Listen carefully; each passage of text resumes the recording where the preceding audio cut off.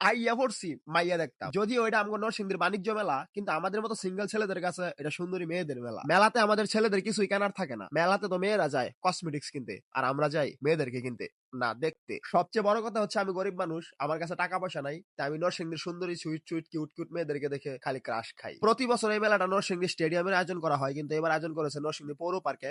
আর এখনো টিকেটের কোনো ব্যবস্থা করা হয় নাই। এখনো পর্যন্ত ফ্রিতে ঢুকতে পারতেছি, কিছু সময়ের মধ্যে 20 টাকা টিকিট করে ফেলবে, তখন কিন্তু আর আমি আইতাম না। আবার আসতেও পারি, এত সুন্দরী মেয়ে যদি 20 টাকা দিয়ে দেখতে পারি তাহলে আসলে সমস্যা কি? সবই ঠিক ছিল, কিন্তু এই জিনিস দেখার পর আমার মাইন্ডের জোতা দিয়ে মারতে মন চাইতেছে। এই জিনিস দেখার পর তো ভাই আমার বন্ধু লাভ দিয়ে উঠছে, কয় বন্ধু আমার কিনা দে আমি খাবো। আমি কই দূর হালার করে হালা, এটি বাংলা না। হ্যাঁ কইতাছে এটি কি?